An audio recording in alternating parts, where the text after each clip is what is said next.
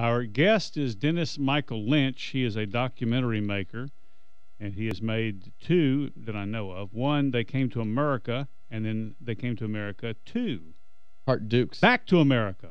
Art Dukes. No, I'm sorry. He should give it a catchier name, I think, other than The Cost of Amnesty. Anyway, he's on the telephone with us right now. How are you? I'm doing well, and if I could just start off by correcting saying it, They Come to America. What did I say?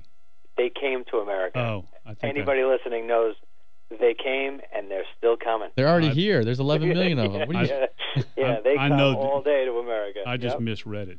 That's okay. It's They Come to America, yes. So, before we get to the topic at hand, how do you get into the documentary business, and is there any money in it?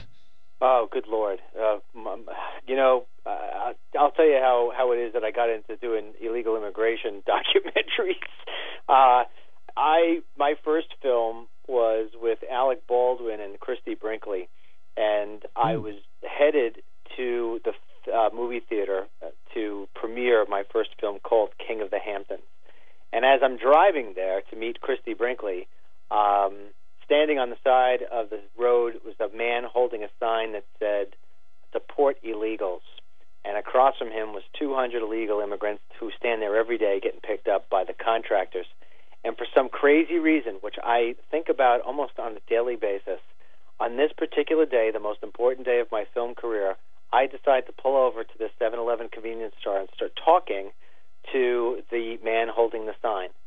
And he just went off about what's the problem with illegal immigration and the fact that he used to have a tremendous business and he was hired all the time by contractors, and then these guys came, and now he's got nothing. He's lost it all. And he said a statement to me that sort of stuck with me for the rest of the night, and that was, he said, this is all caused by a bunch of greedy guys who don't care about the country, and how dare we give these guys our citizenship when we've got men and women fighting for us and losing their lives over in Iraq and Afghanistan. And I drove to the theater, and there I am standing next to Christy Brinkley, and I was taught in film school that whenever you're asked if you have a new project coming out, what is it, that you make it up, even if you don't have one. So I stood there and I said, you know what, I'm going to make a film starting tomorrow about illegal immigration, and the crowd seemed to love it. So I went back the next day. That was 3 years ago, and 3 years ago, 4 drug cartels and about 500 captures of illegal immigrants later, and it's... But you know what? It's in my blood now because it's such a bad problem, and nobody addresses it the right way. And I just heard you guys in the intro before I came in about Luis Gutierrez. You know, he rejected my request for an interview. Did he really? These guys won't sit down with me because they know I rip them apart in 2 seconds. Huh? Yeah, there is a real lack of desire to. Just to dignify another point of view, I suppose, because the stuff they done here are just their rallies. They're they're rallies for a particular point of view. I really can't figure out who they're talking to. They're talking to themselves, which is not very productive. But so your number 2, it's what does it say? What did you find? I understand you use. I didn't even know they had these glasses that take pictures. Yeah, well, I mean, first of all, They Come to America 1, as I just explained to you in the story, I didn't know anything about illegal immigration. I'd seen the sound bites once in a while flipping through the channels. So I went at the topic as a novice, so to say, a guy, truth seeker. What's going on with this illegal immigration? And by the time I was done with the film, I found myself caring less about filmmaking and more about the state of the country because of what I seen going through all the different states that I had.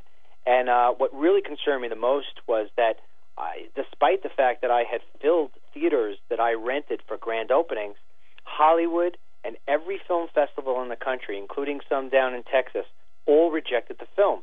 And that's because primarily they're ran by the left. And so I was disturbed that not only did I make a truthful film that put an American face on illegal immigration, but that nobody would give me the time of day. In fact, to be quite honest, if it weren't for Fox News, you wouldn't even be on the phone with me right now. And the only reason why Fox News put me on is because they wanted to expose the story that I kept on getting rejected from all the film festivals. So that was film number 1. Film number 2, I went in knowing what the truth is.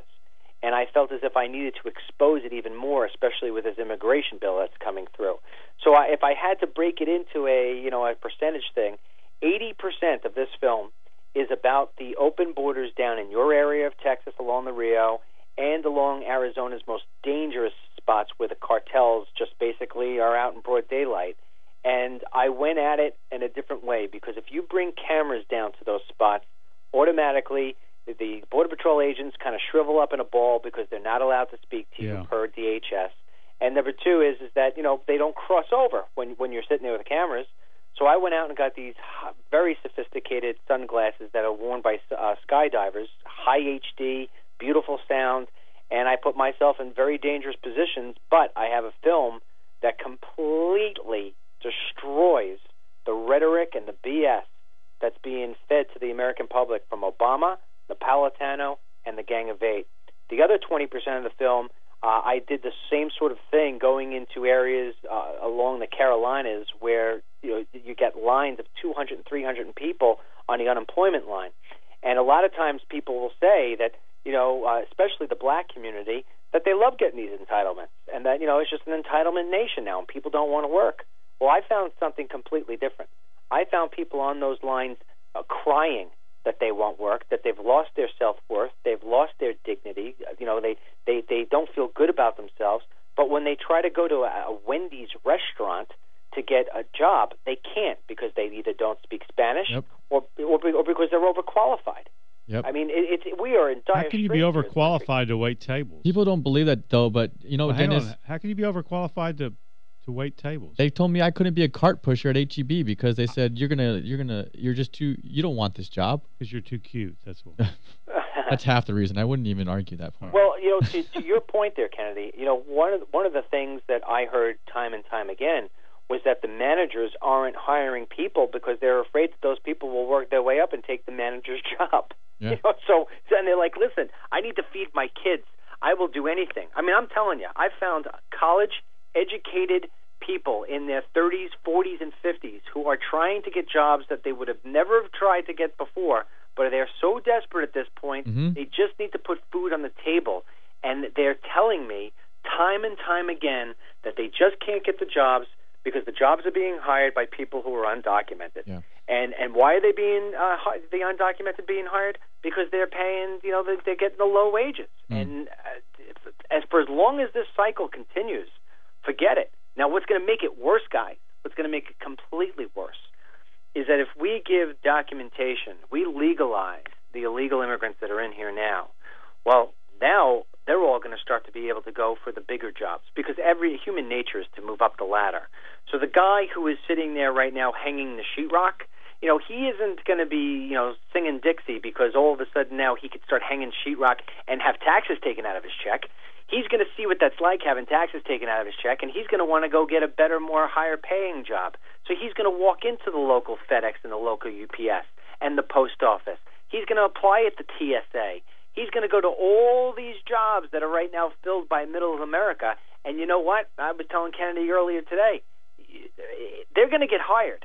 Because if they don't get hired, places like the ACLU are going to come in and start throwing lawsuits against discrimination suits against these companies, saying that they're not being fair and they're not hiring people who were recently given their green cards, et cetera, and so forth.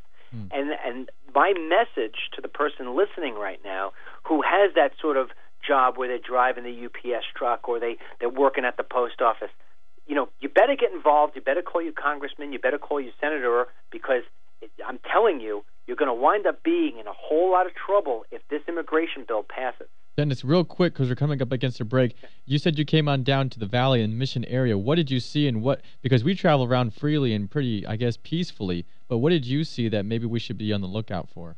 Well, you know what, I feel for you because nobody in the country understands what's going on down there. I mean, I was in Mission, and as I was saying to you earlier, if you put the Rio Grande in New York, we would have condominiums and big, huge homes and hotels and everything along there, and there would be hundreds of boats in that river every day. All I saw was a river filled with drug cartel scouts in Mexico and emptiness over there in Texas, and I was the only boat, aside from the 2 Border Patrol boats that try to cover 40 miles of stretched water. I mean, it was insanity. And then 100 miles in, up in Falfurrias, I was working with the Border Patrol, catching groups of 60 and 70 people where some of them were Chinese, Some of them were Middle Eastern. I told you I found a sign in the middle of the desert. I mean, you don't see the sign when you're driving along. What is that, interstate? I don't know what that road is. That 281, U.S. Highway 281. I mean, when you go up there, you don't see the signs I saw. There are signs in the middle of the desert where these guys are crossing, that say, if you need help, press this button. It's on like a distress beacon that's 20 feet high. And that sign, it's written in English, it's written in Spanish, and it's written in Chinese. I mean, before I got into films, I was a very successful businessman who was in marketing. Yeah. You don't make advertisements to the people who can't read them. Exactly. We have so many Chinese coming into this country, and yet the President of the United States pretends like it's not happening.